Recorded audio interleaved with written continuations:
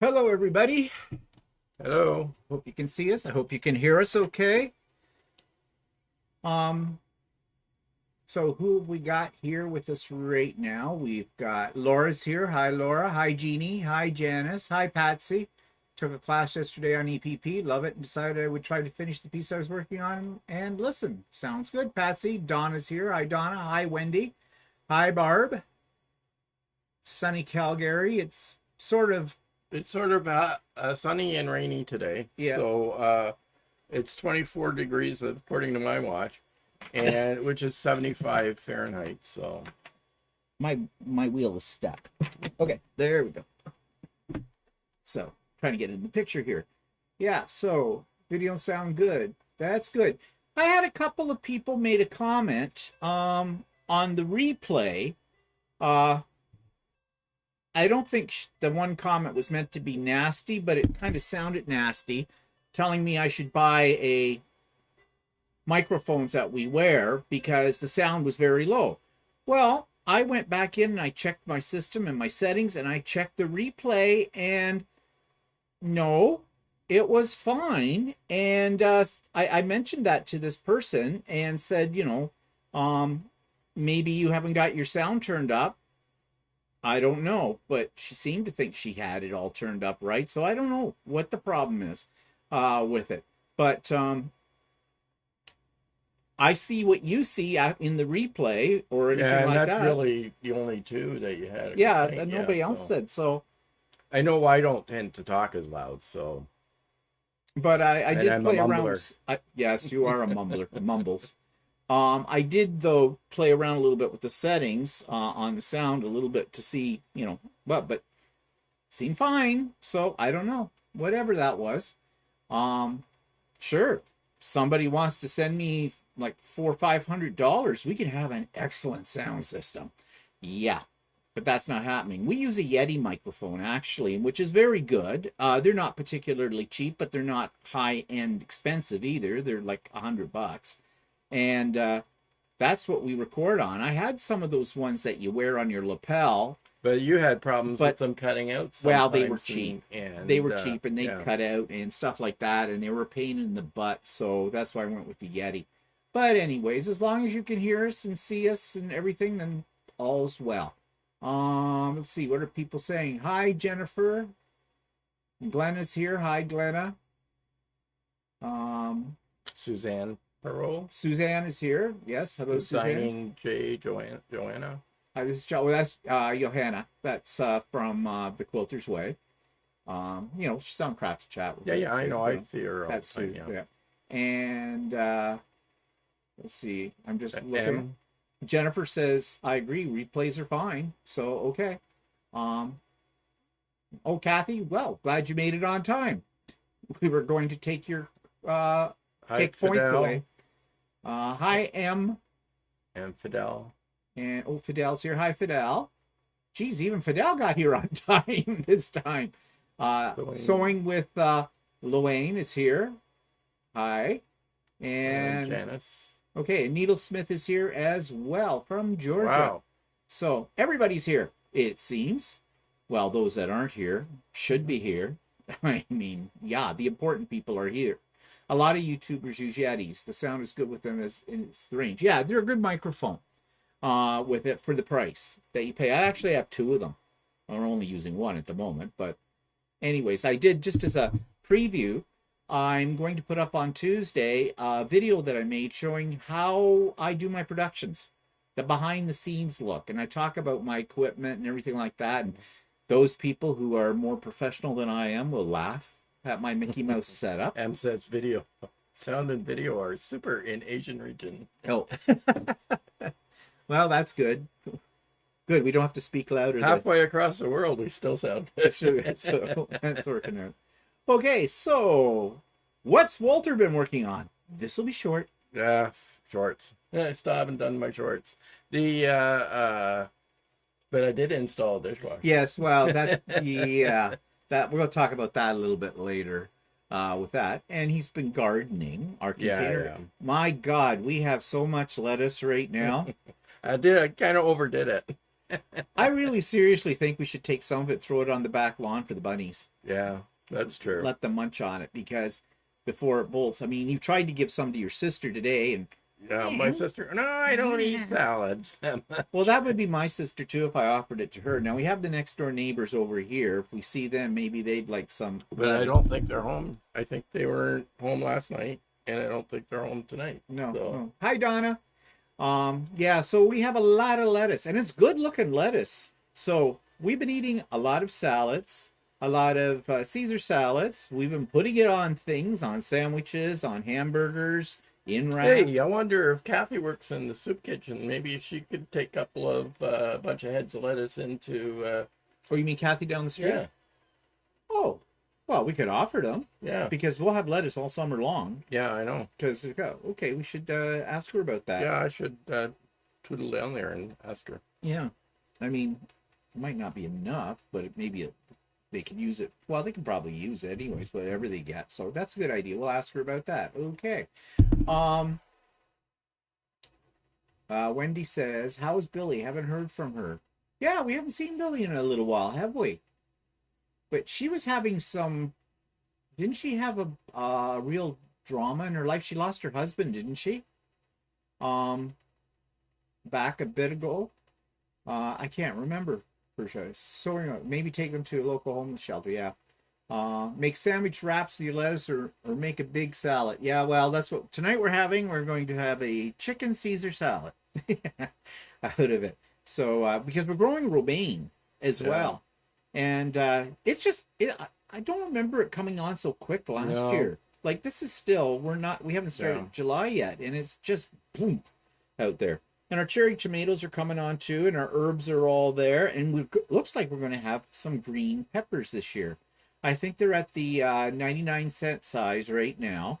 We're hoping for $4.99. It's the price there. Where's Angel when we need her on here? But anyways, so that's what you've been working on, the garden, and yes, we got a ton of stuff. Oh yeah, yeah, probably about 20, 25 heads. But you know something I like about growing lettuce too is what it looks like. It looks really nice. Like it's a nice foliage on our deck because it's all container gardening that we do, and it looks really nice out there on the deck. Make a face mask. Yeah. Mash this out and just face mask. It'll feel so fresh. Yeah, right. Hi, Marilyn. But anyways, so that's what he's been working on. I've been working on Christmas. Yes, I know. But, well, as of yesterday, we're 6 months away from Christmas Day, so can you start too soon? So let me just switch over here and show you what I've been working on. Switch, where's the screen? There. So I'm working on table runners. The 4 of those table runners up there are all the same pattern design. I just used different fabrics and altered the placement of them a little bit. And my idea is I'm going to throw them all onto Lucy and do an en masse edge-to-edge design across them, then bind them and put them in a little box and keep them as possible Christmas presents come December. And there's another one there. It's a little different design. You can't see it all the way on the end, but it's the twisted pole one. If you saw my video for Idiot Quilter last week, I showed you some of the patterns that I had laid out for Christmas things. And I'm making a 6th one now, which is a little different design from these ones too. But these are easy to make, and they're fast makes. And throwing them all on at once, they'll all get the same backing, except I gotta go see if I can find some Christmas backing. I probably won't have any luck finding wide back. But I'll just throw them all on Lucy, and it'll let Lucy do her thing, and away they'll go. So, that's what I've been working on. And, oh, there's another picture there, but that's not for discussion at the moment. We'll come to it. Okay, how do I get this thing to go back to where I want it to go? Okay, so bring it back to us. So what are people saying? Yeah, that's called Desert. 4 of them are one called Desert Star, which I talked about on the Idiot Quilter. Real simple pattern, but you can do a lot with it. for variety. Sewing with Luane says, I saw a meme on Facebook, 10 salad at a party in Texas, and not one of them has lettuce. Oh, okay.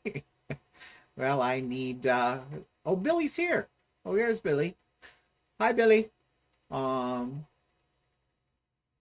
Teresa. Yeah, Patsy. No problem. Fidel says, you're the most prolific quilter I know. It's all I do. All I do. Day and night. Just so. That's okay, Billy. You can come and go as you please. Colleen. Hi, Colleen. Yeah, I can see you all want one of these. Yeah, okay. Yeah. You know, I'd almost send them to you, except for the fact that postage costs an arm and a leg, and no guarantee you'll ever get it. So, thanks, Suzanne. Glenna says, check out Connecting Threads in the U.S. They have great prices on wide back and may have some Christmas. Yeah, well, I'm going to go down to Ultimate Sewing first and possibly Kawartha Quilting because they're local to me and I want to check them out first because I like to do that before I go to online buying. But, you know, I do a lot of online buying, so what am I saying? I don't know. What are you checking? No, I was just going to write down Connecting Threads just to check out their website. I have checked out their website before, yeah, but I've never ordered anything from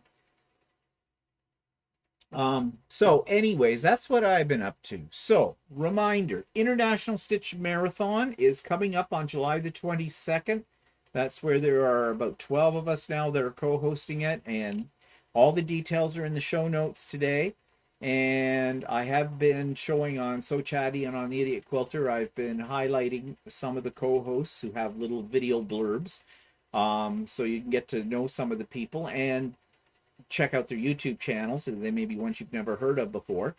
In fact, most of them I'd never heard of before until I got involved with this. I still don't really know what's involved with the day. It is like a retreat kind of a thing, you know, come work on your projects, 12 hours of, you know, time to do that. You don't have to stay for the whole thing or anything like that. It starts at 11 a.m. in Eastern time, and then you can do the math for your time zone from there. Because I get confused. What are you giggling at? No, I just was thinking of my dishwasher and stuff. Yeah, we'll come to that in a minute. Okay. But anyway, so yeah, it should be a lot of fun. I don't intend to be there for the full 12 hours either because, you know, I get to a certain, well, it's on a Friday for one thing, and, you know, cocktail hour comes, and I'm no good for sewing after cocktail hour because, well, I'm sure whatever I made, I would consider it looks really, really good until the next morning. I'm sure free motion quilting would be good. It wouldn't really matter. Look at that, not ready. Yeah.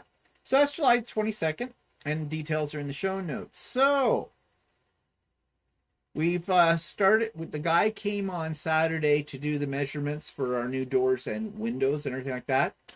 He's Ukrainian background, and they're very abrupt. No, yeah, actually, you don't want that. You want this. You want this, and you want this over here, and this has to go. This has to go. It cannot be here. This is construction site. This must go. I went, yes, sir. No problem, sir. And he was kind of cute. So, too, you know, but whatever. But yeah, so he did all the measurements and everything like that. Gave us some good suggestions too that we hadn't thought of, like that we kind of overbought door handles. Well, people from that area of the world are often very direct. Mm-hmm. Like he was nice. And stuff like that. Yeah, it wasn't nasty or anything. No, but he was just very to the point. To the point, yeah. Which I don't mind. No, it was fine. He didn't beat around the bush. You cannot have this all up here. This be construction site. We go from brick to brick. You know, this will be very dusty. Very dusty. Okay. Yeah. Okay. It's okay. I know this. I'm going to move my crap out of the way. That's okay. Yeah. We kind of figured that. But anyways, he's took all these measurements and everything, and we don't know when it's going to start. I don't think he had a few good suggestions that we ended up doing. So yeah. And yeah, so anyways, that stage of the game is all done. So I guess everything is on order to get it in, and who knows when. We don't know. They said anywhere from what? It can be anywhere from 6 to 16? 8 to 16. Or 8 to 16 weeks. Mm-hmm. Depending on, yeah. Well, we're in no rush. The only thing I'm concerned about is the weather. Yeah, like I don't really want them to be putting in my windows in the middle of the winter, so. No, like we could have a real Christmas tree. Like, look at that. Love the snow on your Christmas tree. Yeah, that's real.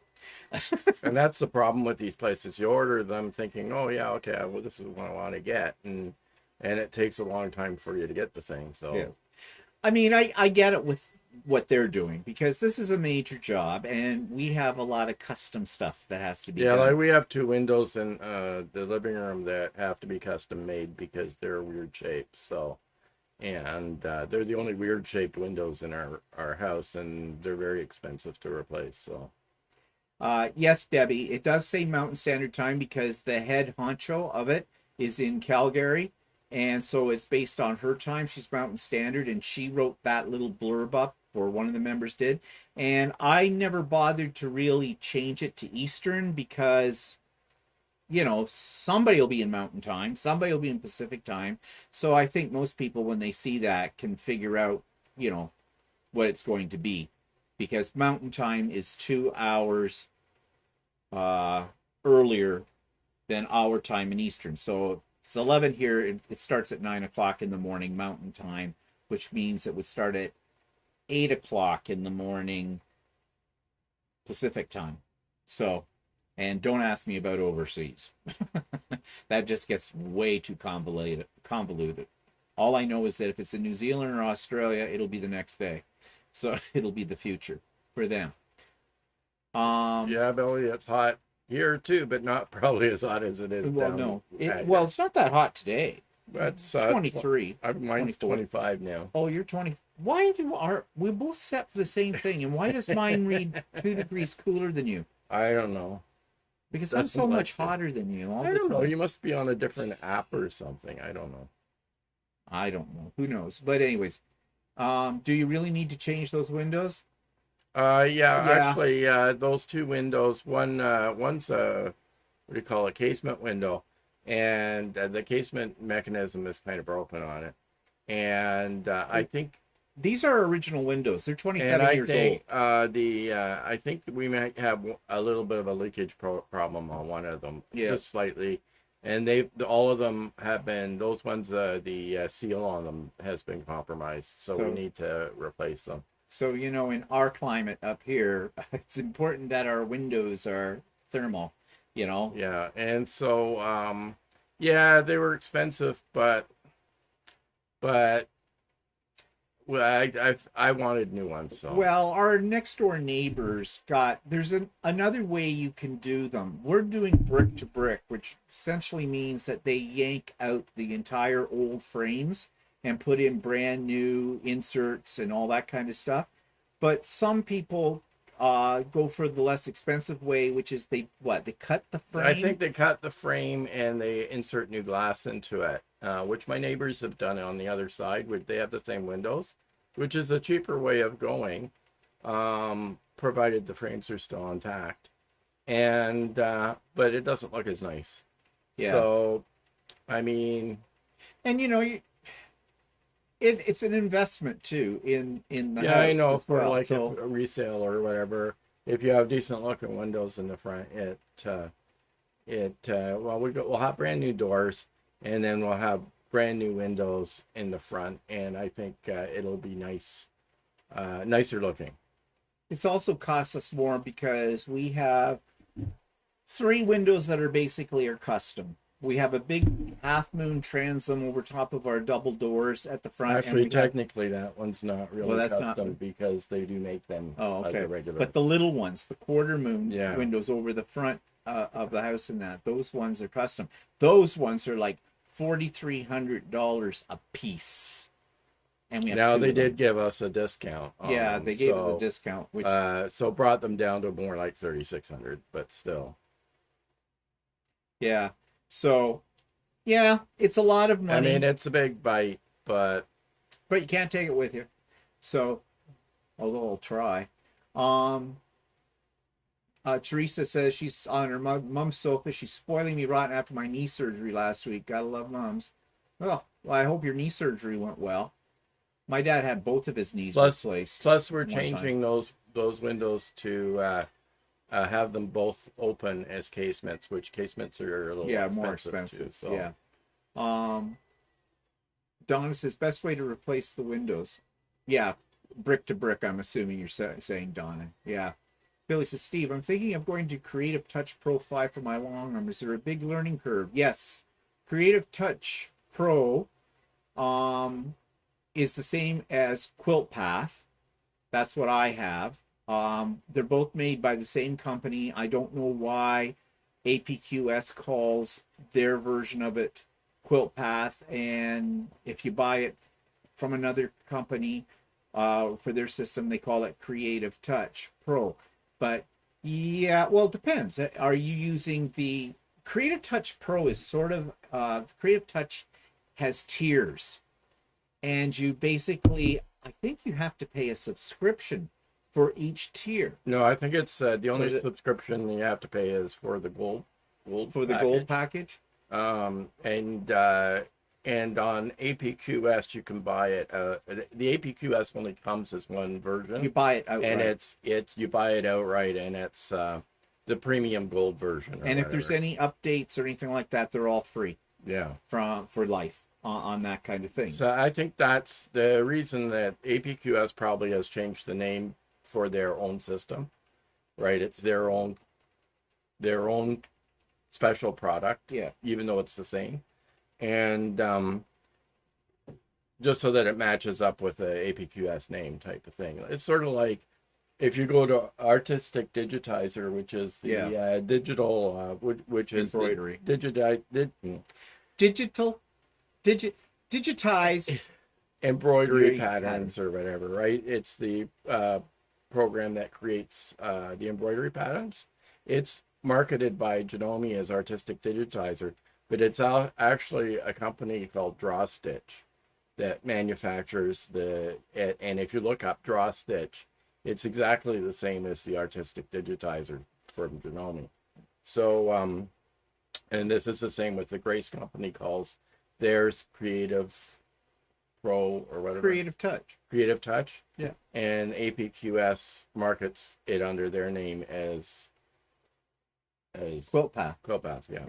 So, and thank you for repeating all that information. Okay, fine. Yeah, right.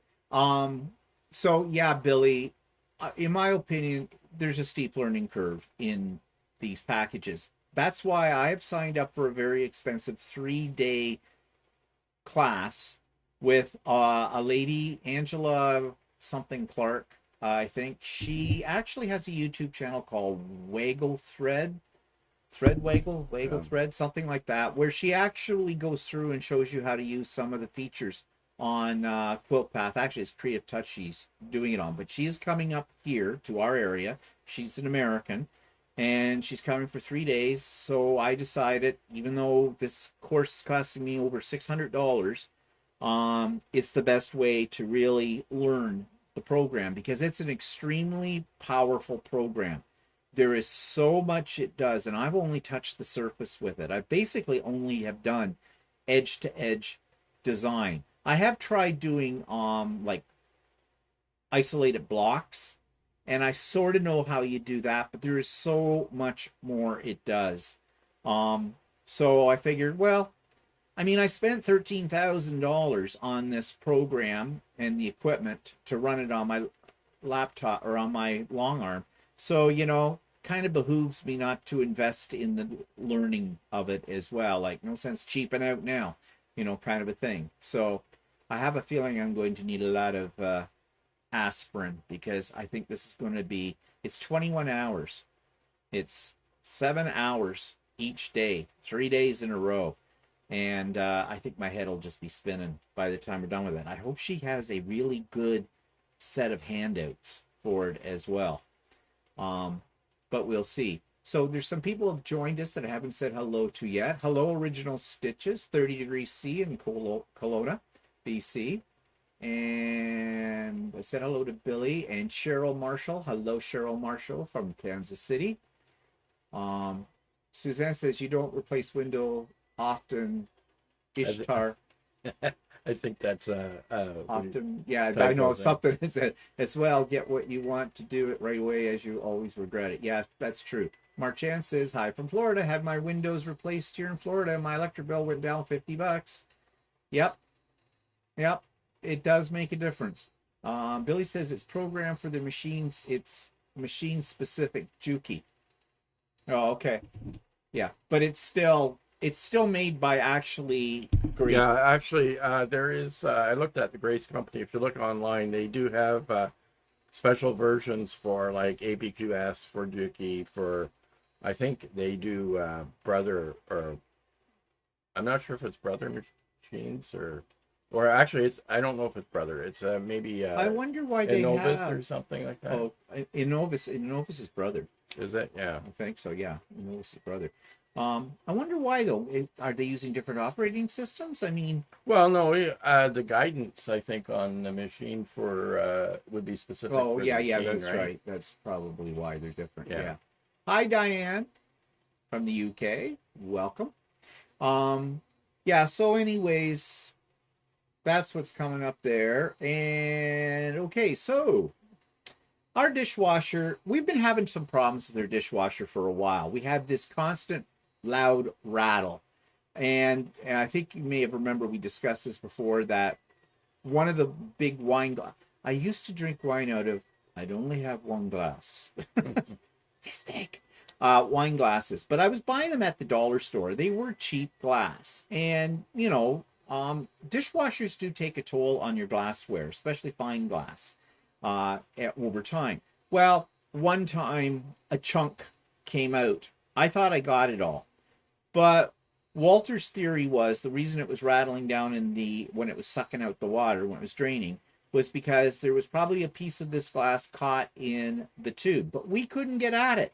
I couldn't figure out how to get it out, the drain tube. So I pulled the drain tube off and everything and looked at it, but I couldn't figure out where it was. And actually, when we uninstalled, well, anyway, so what happened is on last week, all of a sudden the machine made a started smelling really bad. Yeah, well, I was in bed and I got this whiff. And first of all, I thought, oh, one of the plastic lids off of the cheapo Tupperware has fallen down between the rack and has ended up on the burner, the heating element in the bottom of the dishwasher, because that's happened before. Yeah. And that's what it smelled like. But then we took and no, it wasn't there. And it was really strong. And it was electrical burn. Yeah. I mean, I grew up around electricity all my life because my father was a power line contractor. My brother is one. My brother-in-law is an electrical engineer.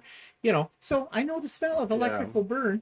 So we immediately turned off the dishwasher, and the dishwasher wouldn't run. So something burned out, the motor or the pump. I think something. it was the pump or something. But we still are not absolutely sure, and when I say we, I mean me, that it was a piece of glass. Yeah. There, see, because that would be the easy solution to blame me for that, because, you know, I don't, oh, by the way, in this new dishwasher, I don't want you washing those glasses out there. I don't have any left. I want, even these ones, I'm going to wash them by hand because I don't want to risk anything breaking in it. God, you're like an old lady. Anyway, so, sorry. So I tried turning the power off and on a few times, and all I would get is a sort of a click and a hum from it. And so we said, okay, that's it. We never really liked that dishwasher from the beginning. No. We've had it 7 years. It was a KitchenAid, actually fairly top of the line KitchenAid, made by Whirlpool. And after Whirlpool took over the company, the KitchenAid company, their machines started going downhill. And basically this high-end KitchenAid was exactly like a regular Whirlpool dishwasher. Well, inside. Whirlpool makes a lot of appliances, but they slip other people's names on them as well. And so they just don't make anything to last. It's built in obsolescence. So rather than trying to get someone to come and look at it and fix it, and we had this problem, I said, let's just buy a new one. Yeah, like I looked online at a new drain pump, if that's what it was, and just a new drain pump is about $300. If for just the part, not no installation, right? And the another drain hose was another $100. So we're looking at $400 just for parts to fix it, and then you'd still have to have somebody come and replace those parts. So yeah, it wasn't worth it. Plus, okay, now I did not want to wait 100 years until Walter had done all of the research and everything in the shopping comparisons that he does all the time, because he's an obsessive person when it comes to that kind of stuff. I did a quickie look online at some things, and I had in the back of my mind that this time I'd kind of like to go for a Bosch dishwasher, because I'd heard good things about those. Now, having said that, every appliance that you buy anymore, they're all a piece of crap. I mean, anything you buy anymore, they're disposable. At least that's how they build them like that. So anyways, off to Home Depot we went, and he was thinking Bosch as well in his mind with it, so that was good right there. We went into to Lowe's and took a look at what they had, and they had, was this dishwasher on sale? Yeah, it was on sale. It was on sale, and they had free delivery that day. In fact, the free delivery thing that they were running ran out that day. Like, that was the last day of it. So that was timely, because delivery, we couldn't get it into the back of Walter's car because, you know, the box is just too high and that kind of thing. So we'd have to have it delivered. And so we said that to the woman. Yep, okay. I said, I like that one. Wrap it. That always makes Walter get a little squeamish when I do that, because I have a tendency to walk into a store and go, yeah, I like that, wrap it. Okay, and Walter goes, well, wait, there's other ones here, wait. So he's like looking at it, I say, yeah, that's the one I want. Well, isn't this rack bigger on this one? I said, no, look, it's the same rack. Send it up. Oh, yeah, okay, that's right. Well, how do you feel about that third rack that's up in the top? I feel fine about it. What's your problem with it? Well, the utility thing for holding the bath, it's not as big as the one that we have now. It'll work. We can put the old one probably in it if we feel that it's too short.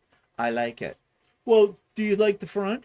It's stainless. It says it's anti-finger mark. I'll live with it. I don't really care whether it's black, white, or stainless steel. I want a dishwasher. Uh-oh. What?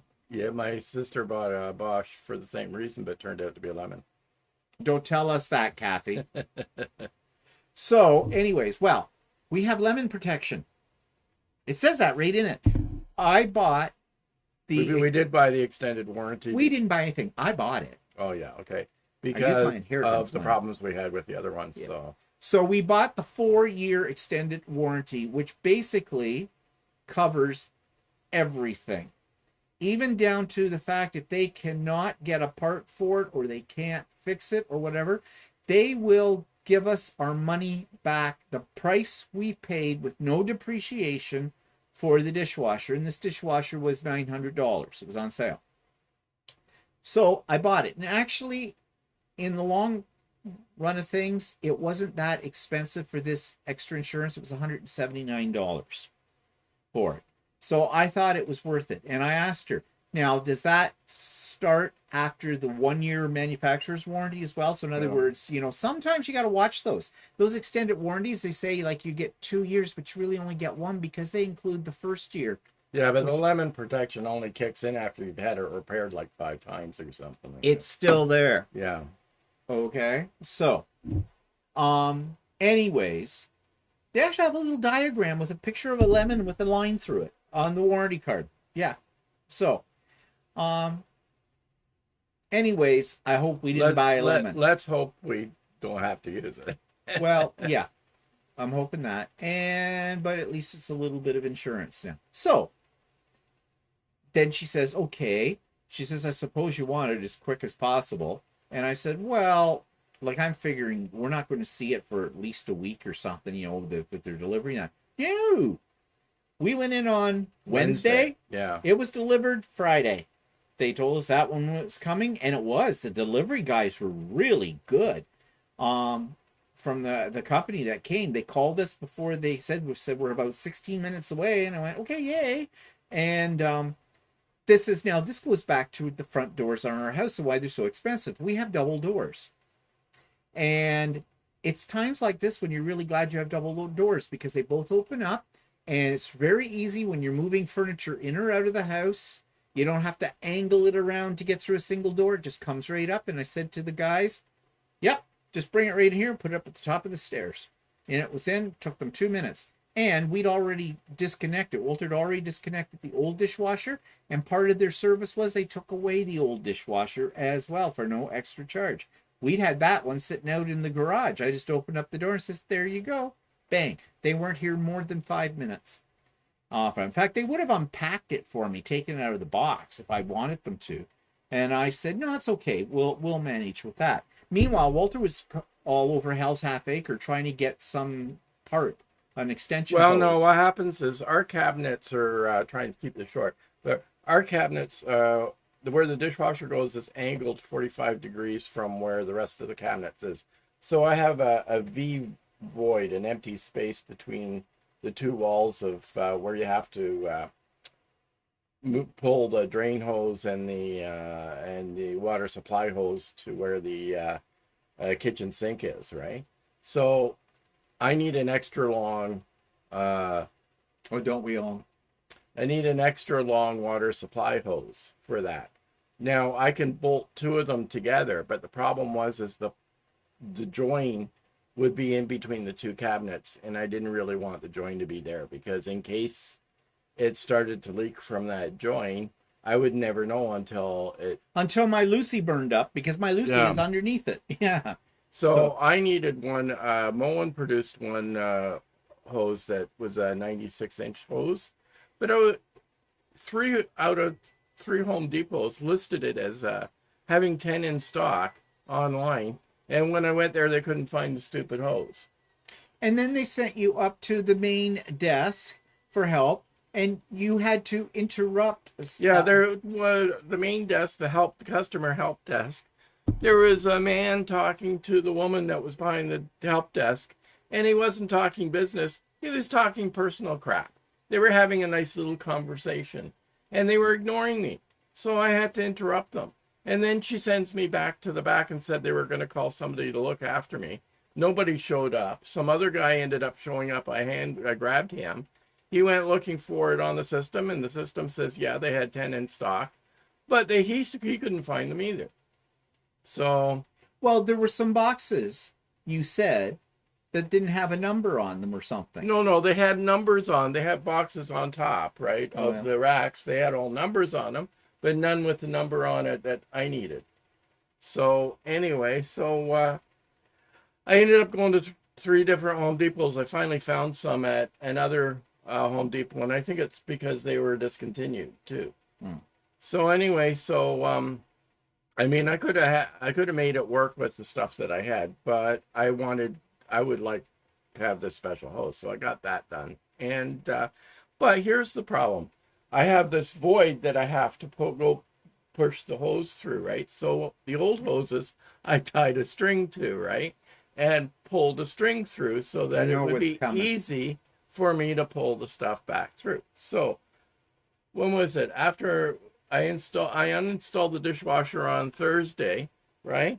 So because I pulled the drain hose off, we were running water in the tap, and I guess the water pressure ended up pushing some of the water through where the drain hose goes, and it flooded our cabinet a bit. So Steve cleaned the cabinet, but in the meantime, he pulled my strings through. Well, what's the string doing here? What? You didn't tell me. So he wasn't a happy You were sitting there watching me put the string through. But anyway, I sit there and watch you do a lot of things, and none of it makes sense to me, so okay, I was really ticked off. So I was able that night to thread string through on my own, but it took me almost an hour to do it, to try and get it through the 2 holes, right? Okay, let's just stop there for a minute and talk about idiotic things.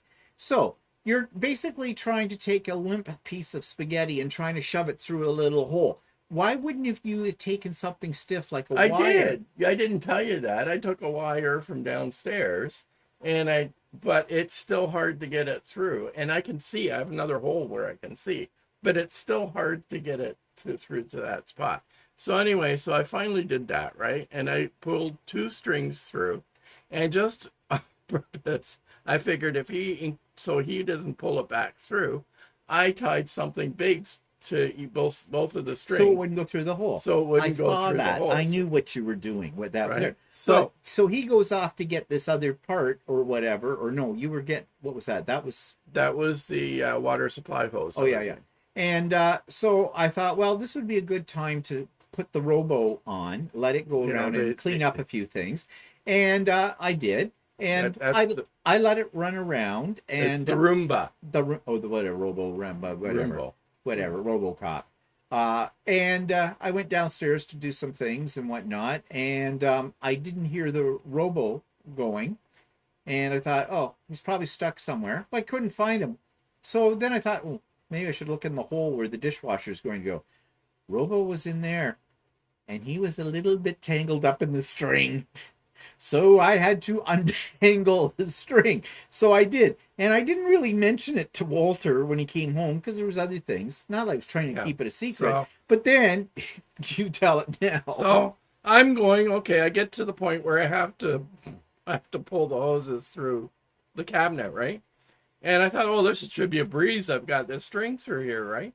So I have 2 strings. They were wrapped really tightly around each other. And I thought, well, the night before they weren't wrapped that way, right? And I spent 45 minutes unwrapping the string to trying to get the 2 unwrapped, almost to the point of abandoning that and restringing it through myself, right? So anyway, so I get it finally all unwrapped, and I am able to pull the hoses through.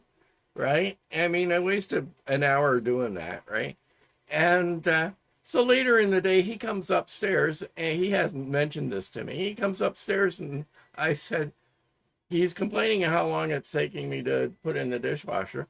I wasn't complaining. I was just checking on your progress. Yeah, well, I spent an hour untangling the string, and he starts to smile and laugh and tells me about the Roomba getting stuck in it. Now, I mean, he could have told me that before. Well, I didn't think it was important. I got the string. It didn't go through the hole. I got it unraveled from it all, and I figured that was the end of it. I didn't know it was going to do other things with it. But anyway, so then, of course, there was a lot of cursing and swearing and thumping around. Well, actually, the one thing that the Bosch thing for installation, their installation instructions suck. They're really bad. Yeah. They don't really tell you stuff very well. And your ability to read fine details not so good either, because I glanced through it and I go, did you do this? No. It says you're supposed to do this.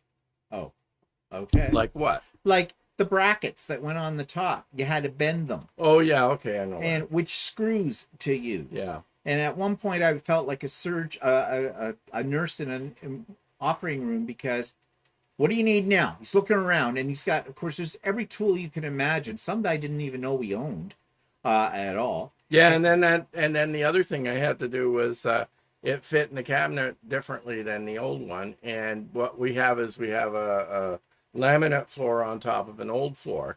So the laminate floor doesn't extend into the dishwasher cabinet. And so there's a lip that the dishwasher sits down a little lower on from the laminate floor, and it was used to having the old dishwasher in there, and the laminate was cut around the legs, so I had to recut that laminate so this one would fit in. So I had a special tool for that. I didn't know what that was, but anyways, I learned something new all the time. So long story short, 7.5 hours to install the new dishwasher. Well, the other part of the problem is I'm very methodical and try to think of things and stuff, so that I don't do one thing and then have to redo it again. So. But it's now in. It looks lovely, and it seems to work, and that's the important part of it all. Now, what are people saying here? Because let me go up here and Just see, because we're missing some of the conversation. Hi,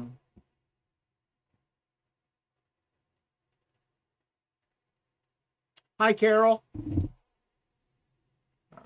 Okay, so sewing with Lelaine says, I will gladly trade you dishwasher for my tub. I have to wash my dishes in old hotel remodeled to units.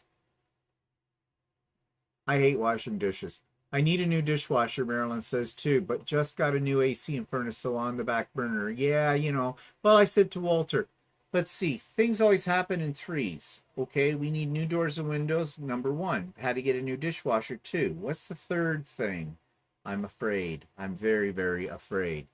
Kathy said her sister bought a Bosch for the same reason, but it turned out to be 11. We talked about that. Yeah, we're hoping we'll never need it. Yeah, it depends on the warranty, Barb, whether it's usually worth it or not.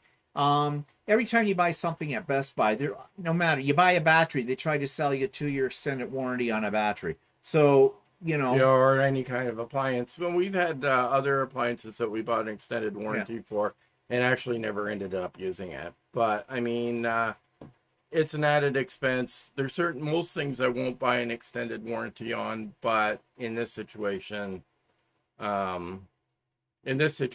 we decided. Well, you know, when you're spending that kind of money on it, and this will be in this house the third or fourth dishwasher we've had in 27 years. Third. So, no, this was the fourth one. This is the fourth one in 27 years. We'll do the math. That's what, on average, 4 goes into 27. How many times? Seven years. Well, about roughly every 7 years. You get the 7-year itch. Yeah, I mean, we had 3 KitchenAids before, and each one of them were started. The original one was a Hobart. It was a really good quality one, but it ran into some problems, and so we ended up buying a new one there. It was another KitchenAid, and it was pretty good quality, but then we started having a problem with it leaking. And then this past one we had was really crappy design. So, and it was cheap inside. It was a lot cheaper than the other one that we had. But again, it was, we didn't really like it that much. And it served the purpose at the time, but, you know, I don't know. They don't make things to last. No. Of course, Fidel probably has the right solution. He says, I have a dishwasher burner to use, and I'm so lucky to have a maid. Oh, servants. Fidel, I'm beginning to question your lifestyle. It sounds to me like you have a really good one. You have a maid. An actual maid. Does she cook too? Cook, clean, does the dishes? Okay, I'd like one of those. I know Walter's not it. He doesn't do a very good job. Hi, Audrey. I've had Bosch dishwashers for many, many years, problem-free. They're also the most quiet running. Yeah, actually, this one is not rated as quiet as our old KitchenAid. It's rated at 48 decibels. Yeah, our old KitchenAid was 44, I think. And actually, it's not too bad. I think it's not so loud that it really bothers me. In fact, some ways, I like the fact that we do hear it run. So yeah, and I see. Oh, Adam So's here. Hi, Adam. Nice of you, able to get on here. Working weird shifts at the moment. Okay, and so Adam, I don't know. I don't want to put you on the spot, but I did send you an email about a month or so ago. Just telling you about my retreat that I'll have in the fall, and just seeing if you might be interested as being one of my guest speakers. Kind of a thing. No pressure. Yes, pressure, but whatever. So I never heard anything back from you. So, it's fine if you can't do it or you don't want to do it or whatever. Just say so. I mean, I won't think any less of you. Dramatic pause.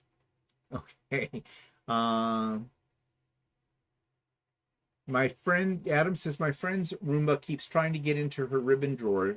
She keeps sending me photos of it mounting her sewing storage. Oh. Yeah. I like those videos where they show somebody's little dog or cat riding them.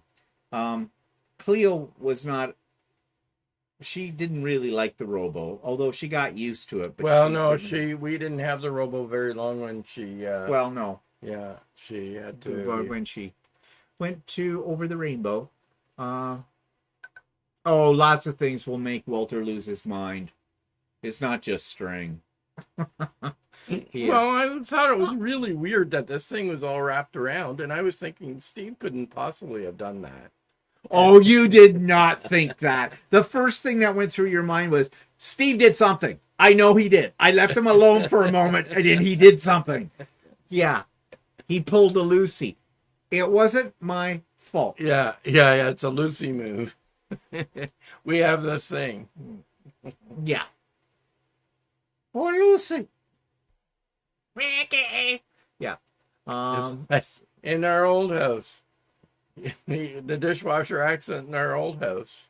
We got a sample of dishwashing liquid, and he thought it was for the dishwasher, so he put the packet inside the dishwasher. Because they had just come out with these commercials about liquid dish detergent for your dishwasher. And at that time, this sample came in the mail, and I didn't read it that closely. I thought, oh, this must be that kind of stuff. So I put it in the dishwasher.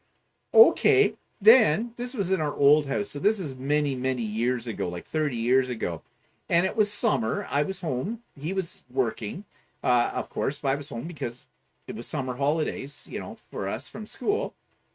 I went down to the basement where my computer was and that kind of thing. And I'm working away there for a couple hours while the dishwasher's running. I came upstairs and believe it or not, the kitchen was literally full of soap bubbles. It was all oozing out from the door of the dishwasher on the sides of it, and it filled the kitchen. And I'm looking at it and going, oh my God, what am I going to do? And this. So we had patio doors off our kitchen that went out to a small deck because our house there was a 2-story, but it had a raised basement. So our kitchen was actually a story up. So I opened up the doors and kind of like ushered the bubbles out. And then the wind caught them and blew them up the street, and people's cars and their houses are getting covered in these. There was a lot of bubbles. I'm not. It looked like something from a comedy movie.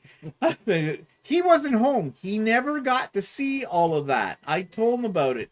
It was like, oh, Ricky, like Lucy, what you do now, kind of a thing.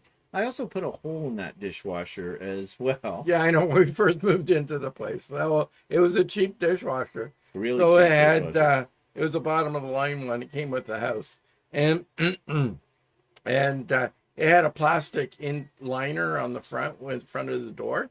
So he drops the pot on it, and the pot had legs, and one of the legs went right through the front of the liner, and I couldn't get a new liner for the stupid thing. We had one on order for years and years and years, and that was with Oshawa Appliances, which you never get anything with. I should have gone to the manufacturer, but then that was before the internet. Yeah. So I managed to glue a piece of plastic to the inside of the door, and it was like that forever till we sold the house. Yeah, we sold the house. Yeah.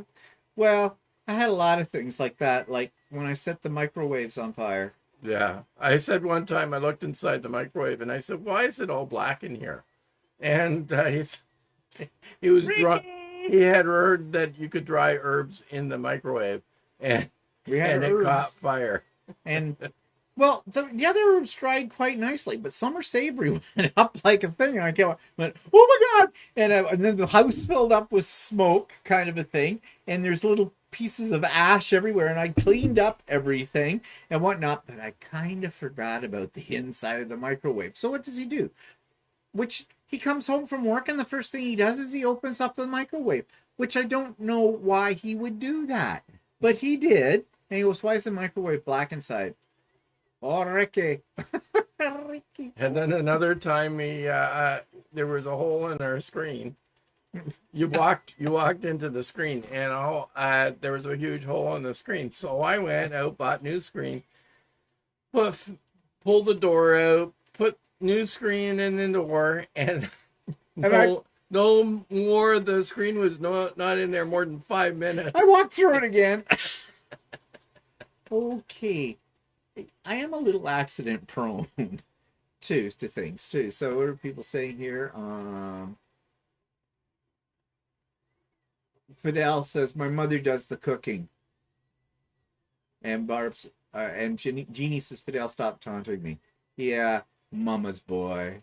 Does your mother also do the dishes? Is that who your maid is, Fidel? Uh-huh. Uh-huh. That's probably his sister. Yeah. Barb says, would you believe I have a Kenmore washing machine that I bought from Sears over 35 years ago and it still works? Well, they just don't make appliances like that anymore. No. And Kenmore appliances were always used to be really good.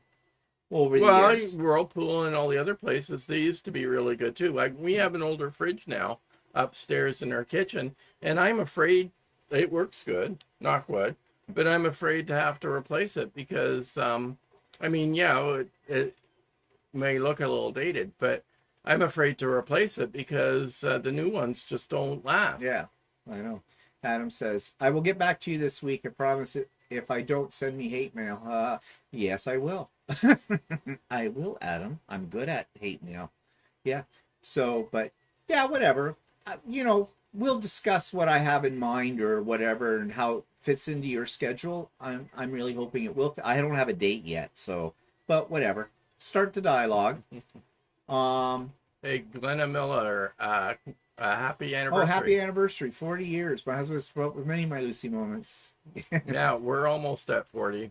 Oh, Barb says, my ex-husband, that idiot, did the same thing with regular dish soap.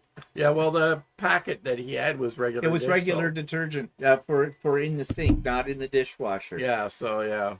Well, I was a victim of the media. Yeah. They showed me this on TV. I thought it would work. Yeah. Derek says, I did that. Hi, Derek. I did that once. My brain disengaged and I bizarrely squirted dish detergent in the dishwasher and turned it on. Ended up having to use the snow shovel to clean the kitchen. Yeah. It's surprising how many bubbles it actually makes. I have a feeling that lots of people have accidentally done that. Laura says, Steven, you have a destructive streak. Actually, I do, Laura. I do have a destructive. Things I touch disintegrate. Yep. So my dad messed up the laundry soap with the Cascade dishwashing soap once. That was way to get out of doing the dishes.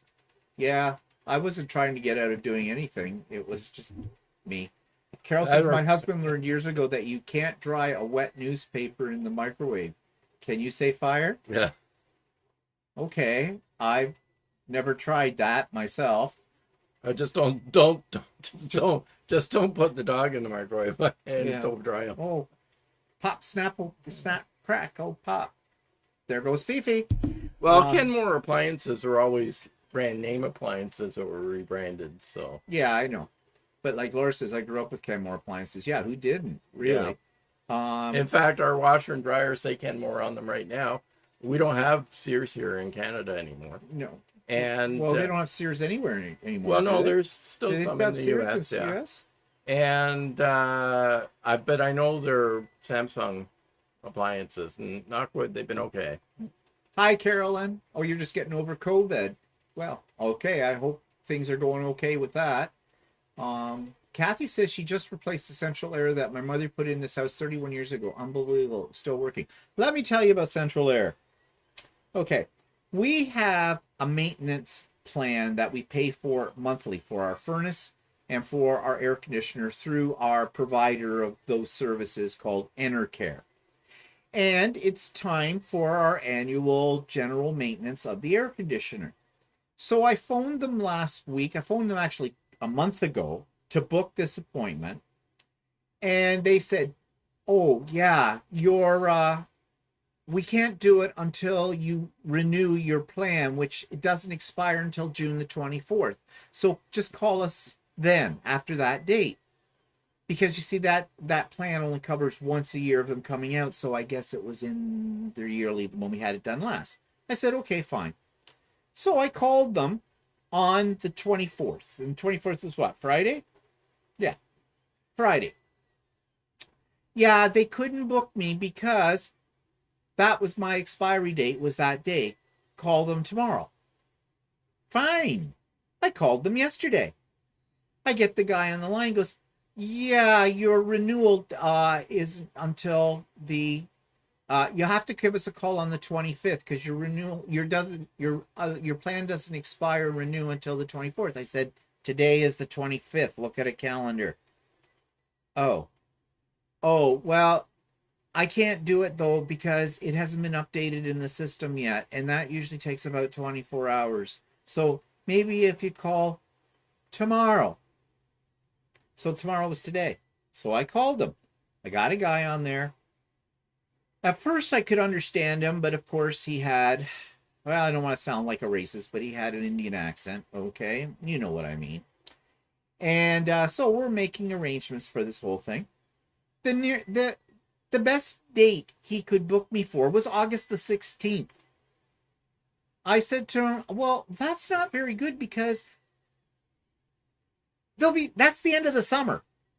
We don't get like a little after the fact, I need my my air conditioning is working fine right now, but I pay for this plan every month and the whole bit, and now you're like coming after the fact of when I'm using it and this kind of stuff.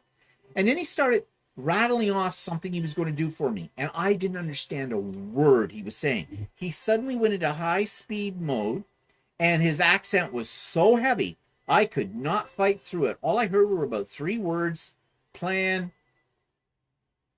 somebody, head office, whatever. So I said to him, I'm sorry, I don't have a clue what you just said. Could you slow down? So he starts again, and he's rattling this off, and it's not any slower. And I says, just a second. I said, I don't want to sound disrespectful, but I'm having a great deal of difficulty understanding what you are telling me because I am having a hard time understanding your accent, for one thing. And I said, please slow down. So he did, and I finally pieced it together that he was going to schedule me for August the 16th, but in the meantime, he's put in a call or something, a message to the people who are above him that look after the planning, he called it, for all this. And he said they would give me a call within 24 hours because they might be able to move the date up more. I said, okay, so, well, what number do I need to call if I don't get this call? Well, no, they will call you. He says, you may not get a call today because it's the weekend. He says, and I don't know who's working on what their hours are like, but you'll get it definitely on Monday. So I'm waiting.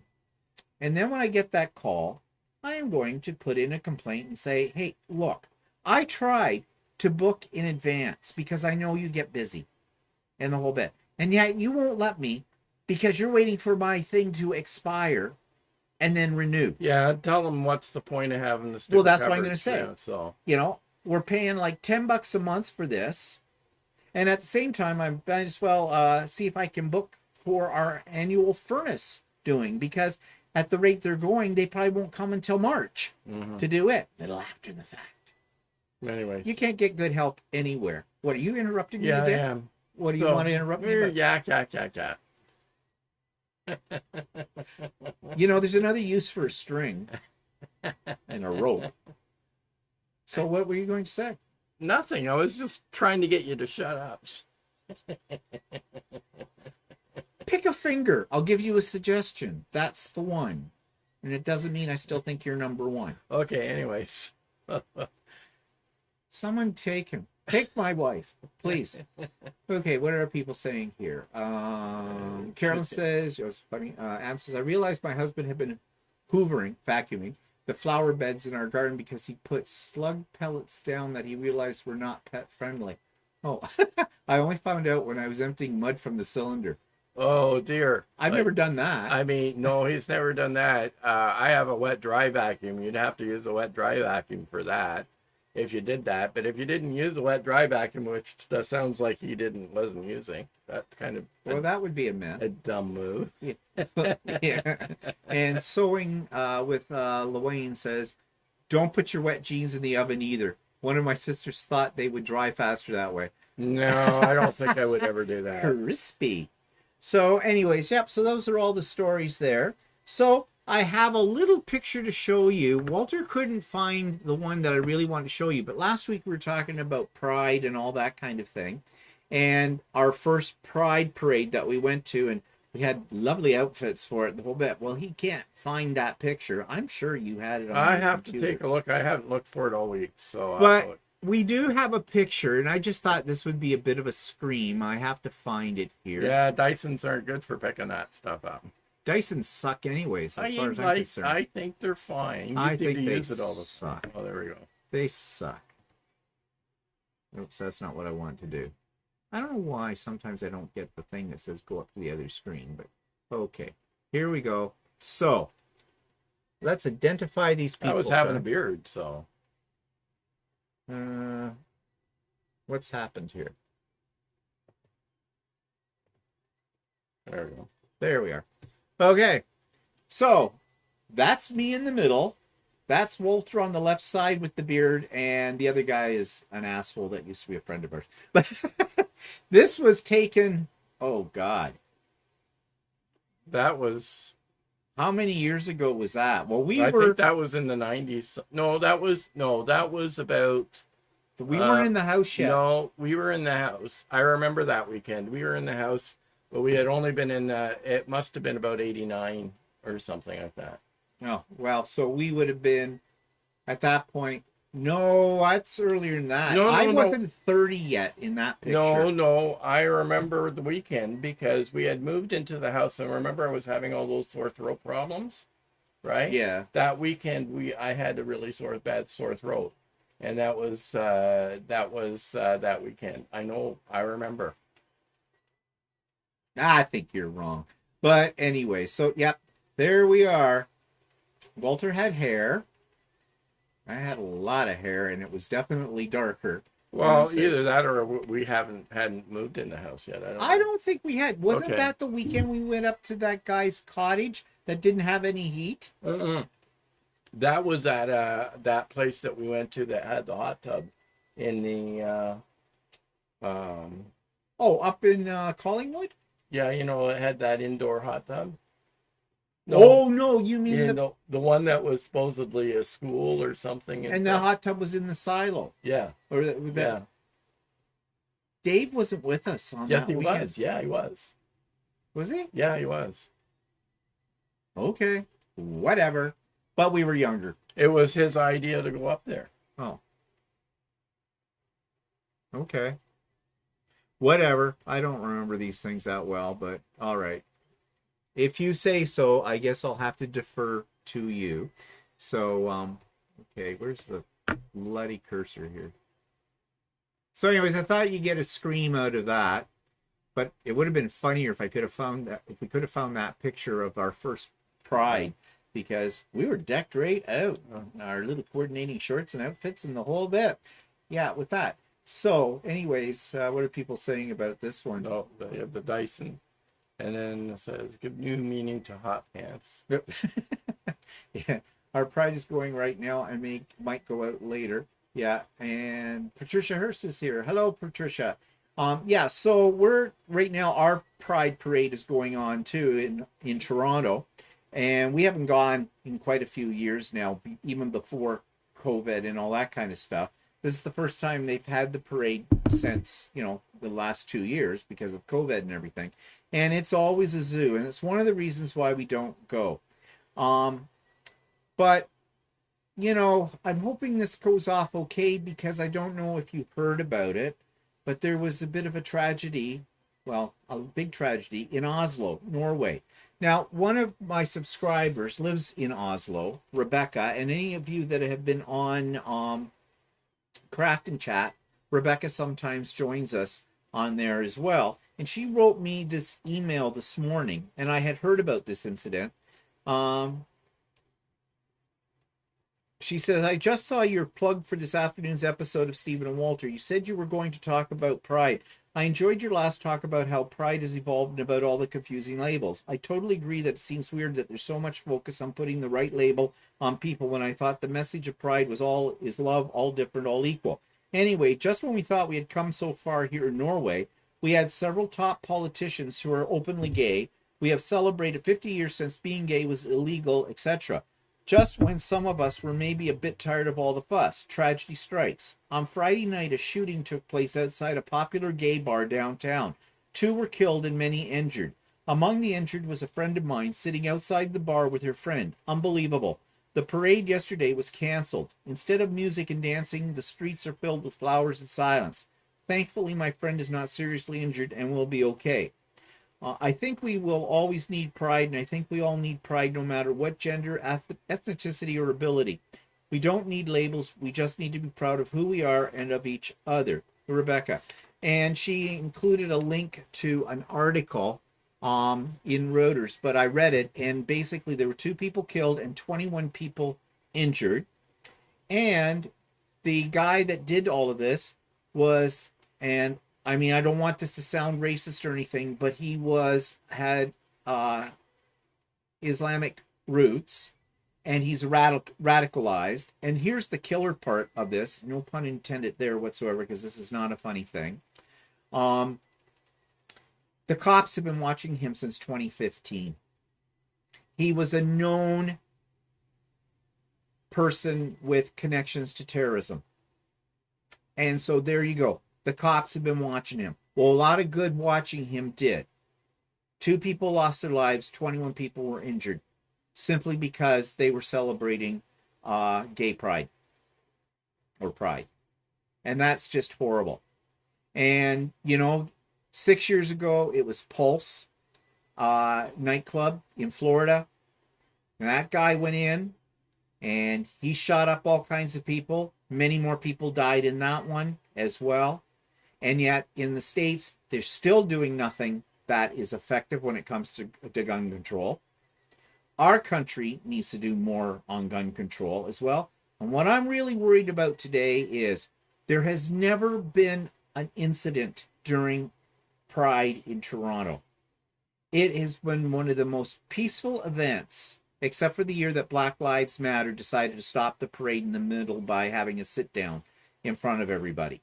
But that was not violent. That was a protest on there. I don't know what would happen if there was some kind of violence that comes out of this one in Toronto.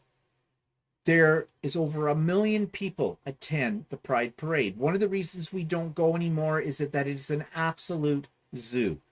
Far too many people at it.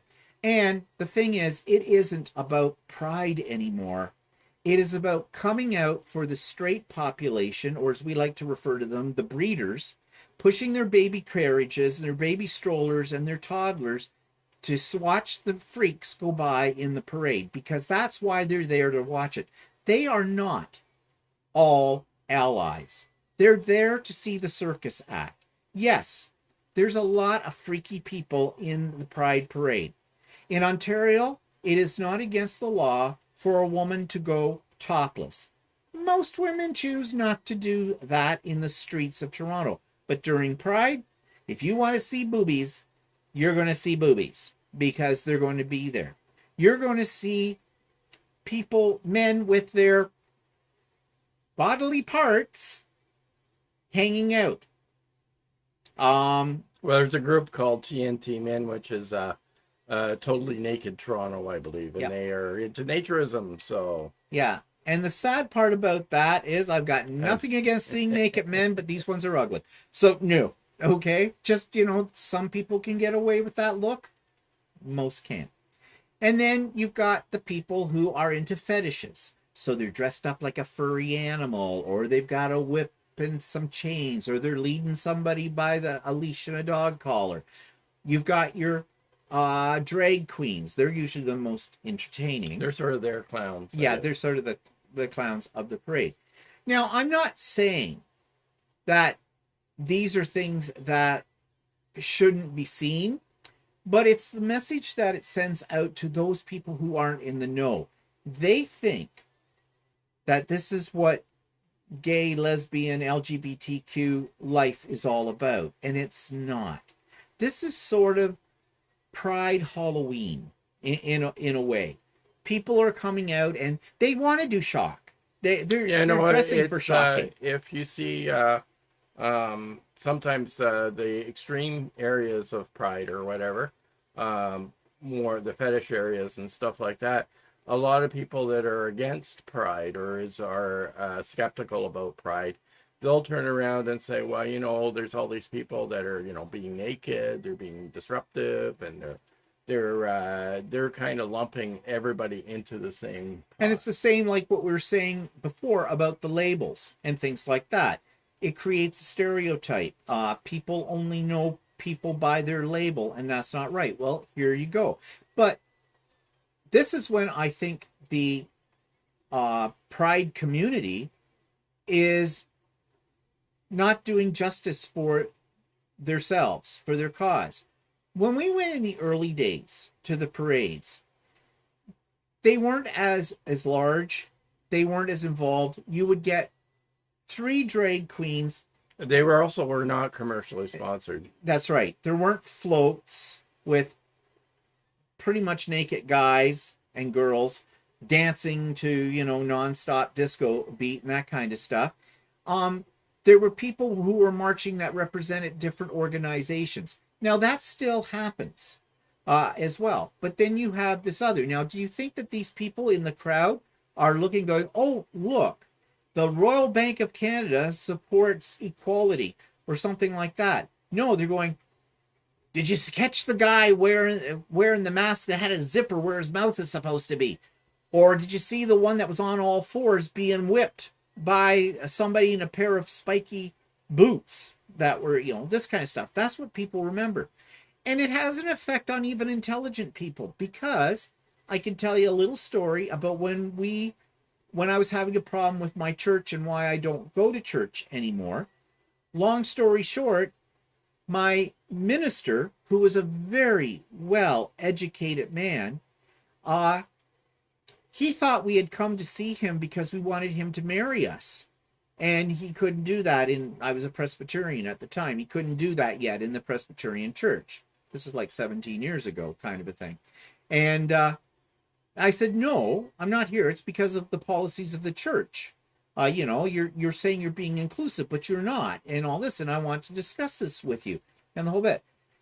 The only thing he knew about the gay world was what he had seen on TV with the Gay Pride Parade. Yeah, and at that time, the Pride Parades weren't as well received as they are now, and the newscast would pick up on all the extremists that were in the parade and televise those. So all people saw on the news were the extreme cases of nudity or fetish is being displayed on there, and people were left with the impression that that's all the parade is. So yeah. They're not looking at the normal people. Nowadays it's televised in a more positive way, but in those days it was televised as, look at all the freaks. Yeah, but it's still a freak show in the eyes of the general public. Well, especially the public that are anti-lesbian and gay. Yeah. So, but there's supposedly many there say, oh yeah, we're allies and everything. We're here to have a good time and support and that kind of thing. Which is good. And yes, some of that crowd is. I'd like to think the majority of the crowd is. But it's just a zoo.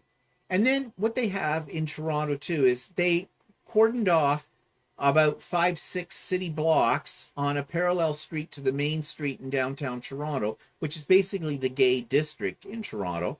And they have like lots of booths and vendors selling things, food. They have beer gardens, they have entertainment, and you can't move. You literally cannot move. And if you're a claustrophobic like I am, it does create panic attacks with it. So we know a few people who are making the trek into Toronto or have made the trek into Toronto today to, take part in all the festivities. There's lots of booze happening and everything else there. And I don't have anything against any of that. It's a big party. It really is. But it's gotten so big that it's uncomfortable. Yeah. With it anymore. And we have marched in the parade in Toronto before for various things. We've even square danced in it. And I talked about that earlier this month with it all. But, I'm worried right now after hearing about Oslo and other things. The extreme right is getting a foothold, definitely in the United States, but it's happening here too, as well. And the combination of extreme conservative mentality and guns and lack of gun controls in both our countries, in both across North America, it just makes you worry. What's going to happen? I hope nothing. I hope, because like I said, the Toronto Parade, I mean, they have another big event that happens every year in Toronto called Caravana. It used to be called Caravana. Yeah, it's called something else now, I think. Every year there's a shooting. Somebody there. Something like that. There has never been one in the history of the Gay Pride Parade. And I hope I'm not jinxing it by saying that right now. But anyways, that's why we don't go, for one thing. It's just a freak show, and it's just too crowded, and you really can't enjoy yourself. Yeah, you can't really enjoy it, so. I mean, it is something to behold. I will say that. And I think it's not maybe the largest. New York might be the largest one in North America. I don't know. It depends on who you talk. At one time I heard that the one in Toronto was the largest one in the world. But I don't know if that's true anymore. It is one of the largest ones. We have been to a gay pride parade in Sydney, Australia. And they do it at night. And it's spectacular. But they do it in March. Yeah. They actually call it Mardi Gras. Now, the only problem we found at the one in Australia is there is an awful lot of people drinking on the street. Yeah, and they're obnoxious as hell, too. Especially the women. The one woman that's trying to pick me up. Oh, no, honey. So wrong on so many levels, because one, I'm old enough to be your father, possibly grandfather, and two, you're not my style. You're not my type. No. Yeah, we should read some of these. Yeah. Okay. Who died and left you director? Okay, we got that. Loane says, my first Pride was 1983 in Dallas. Yeehaw, so many hot cowboys. Yeah. I think our first one was 84. Yeah. Yeah. And that's terrible. Loane, I used their hairdryer to speed dry clothes. Okay. It was disgusting. Yeah. Hi, Jackie. 2 weeks ago, 21 white supremacists were on their way to a pride event in Idaho, but were stopped in time, thank goodness. I mean, what do they have to gain? I mean, and when we've been into the ones in Toronto in the past, there have been people that protested it. Yeah. But never violently. Not violently, just displaying hate, or they would have like Bible verses or whatever and stuff like that. Yeah. So. Now, Original Stitches says, I don't know about other places. Here it's quite often called the Porn Parade, and she's out in Kelowna, BC, and has nothing to do with LGBTQ. Most of them don't like it either because it tends to paint everyone with the same brush. That's interesting, because I've never really heard much about the Pride Parade out in BC or what they do. I mean, I know they have one, but we've never been for it. But yeah, well, the one in Toronto, I don't think it says. There is other events in other cities in the United States that are actually a lot worse than Toronto. That they've got a lot of like sex on the street and everything. Oh my God. Yeah. Okay, that's not really giving us a good reputation. No. People outside the community don't realize it was the drag queens and transgender people who were first to fight back at Stonewall Inn. Actually, that's not true. I listened to a podcast that's called Making Gay History, and the guy who does this is a well-known gay writer and activist, and has been for years. And I always thought that the Stonewall, because that's what you hear, it was the first time that gay people and the drag queens fought back and that kind of thing. Well, apparently it happened before, but you don't hear about it, back in the 1940s. And even back as far as the 1880s in England and things like that. But that is a little different from what we hear about with Well, Stonewall. actually, the other thing is that in those days, when Stonewall, there were a lot of gay men that went to these bars, and they would dress in drag to hide their identity, Yeah, not necessarily as a drag queen, but they didn't want to be identified going into the bar, so they would dress up in costume or whatever to go to the bar, and they weren't necessarily drag queens or anything like that, but they would dress up to go into the bar so that if anybody saw them go into the bar, they wouldn't be able to easily be identified. identify them, and that kind of thing too. Yeah, we actually what the general public hears about Stonewall and its history is not the whole story. I've been learning this from listening to this podcast, Making Gay History. It's a really good podcast. You should tune into it because this guy, he interviewed a lot of people way back at the time of and thereafter, and he has it all on tapes from that time, and he's a very thorough researcher and that kind of thing. So it's quite interesting. It's a lot more to it than what we know. I mean, we're basically told this is how the Pride movement all Laura, got started. it's not technically a freak show, but there are elements in it that are a little on the freaky side. Well, yeah, freak show. It's not the whole thing, No. but there are elements that are probably more extreme. But people remember, especially straight people, what they remember are the bizarre and the weird. They don't remember that this society for helping homeless people is a supporter of the LGBT community, because there are many homeless LGBTQ people as well that need those services, that hospitals support the LGBT community, that certain politicians do as well, and that kind of thing. Teachers and there's else. Teachers. That's why we marched in it. GTC, everybody. Yeah, for it. But of course, people who aren't really in the know, all they do is they focus on the leather wearing, stiletto heeled guys and the whole bit, and that's the freak part of it all. Patsy says the main reason we don't like Mardi Gras and haven't for years, too many drunk people who are irresponsible. I value my life more than that. And that is true too, because there are a lot of drunks at this weekend thing.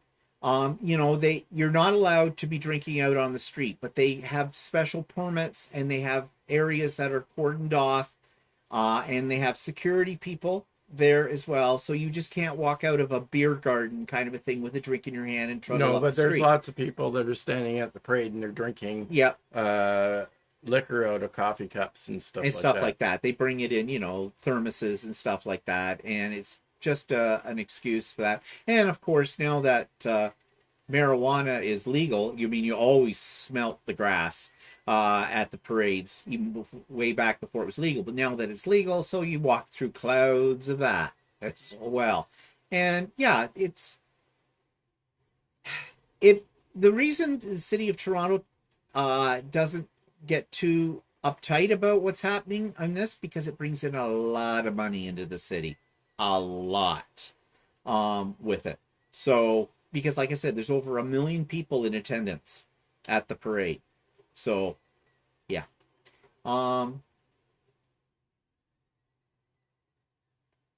Let's see. Really got a little off topic, but he was talking about Grace names them according to a machine. I think she was referring. Oh, okay. About the yeah, that's probably true. And Laura says, yeah, but you're right. Many straight people think Pride Parade shows how all people live. Gay people live and think. Yeah, and no, they don't. And that's not really doing a lot for our cause. It's actually it's reinforcing stereotypes, but it's never going to change, because within the LGBTQ plus, there's lots of different opinions. We're our own worst enemies in some cases. Others would call us a bunch of fuddy-duddies. Yeah, that aren't progressive in our way of thinking. So yeah. Oh, okay, Luane, I see what you mean. Yeah, well, about that. There's a lot of myths around the whole Yeah, Stonewall like I mean, thing we weren't too. there. I wasn't there, Well, no. so I mean, it's all what I've read or heard or whatever. But I did know that that a lot of people in the earlier days and would dress up or wear a disguise when they went to a bar. And Also, it sounds like the way they talk about Stonewall is that Stonewall was responsible for the modern gay movement today around the world. No.